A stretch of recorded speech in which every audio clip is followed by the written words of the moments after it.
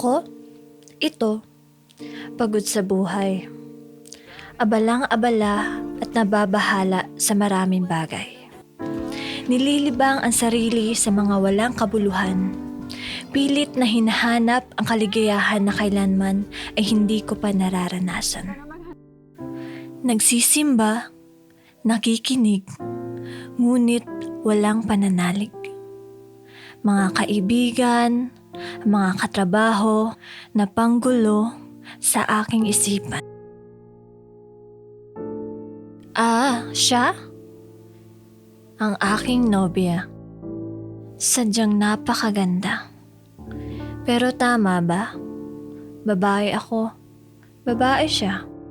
Maaari pa bang ipagpatuloy ang relasyon na aming nasimulan? Pera, pera, pera.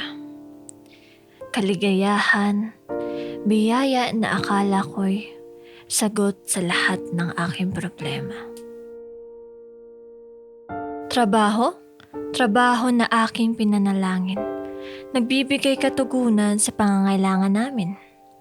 Ginugugol ko ang aking oras at panahon sa trabaho kong ito para lang mapawi ang lungkot na nandarama ko.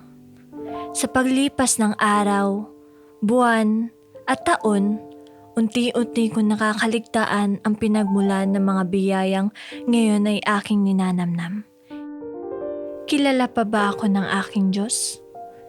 O kilala ko pa ba siya bilang Diyos? Sa kabila ng lahat ng pangaaliw ng mundong ito, gulong-gulo pa rin ang isipan ko.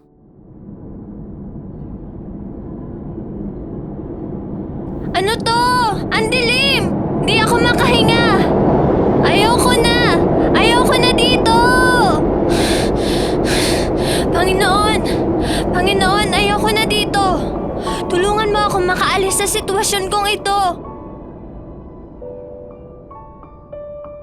Nagpilit ako maghanap ng kasagutan, kumatok sa bawat pintong inilaan ng Diyos. Sa una, ang hirap magsalita, ang hirap magpakita ng kadiliman. Natatakot na baka ako'y kanilang husgahan o pagtawanan. Pero ito lang ang aking paraan upang ako'y makalaya. Ngunit ang aking isipan ay pilit na lumalaban upang ako ay madaya. Ako yung taong ngumingiti, kahit bitbit ang bagaheng hindi naman kasya sa ngiti. Sinasabing okay lang yan, kahit matagal nang hindi. Ngunit lahat ng bigat, lahat ng dilim ay lumalabas sa luha ng damdamin. Panginoon, ako po'y lumalapit sa inyo. Ako po'y humingi ng kapatawaran. Maraming salamat po sa paglilinis mo sa akin. Paunti-unti akong nagbalik loob sa Diyos, nagsimula sa pagsimba linggo-linggo hanggang sa sinubukan ko na rin sumali sa mga gawaing simbahan. Humahayo upang ipahiwatig ang mabuting salita at nagsisimula na rin akong kumanta, tumugtog para sa kadakilaan ng Diyos.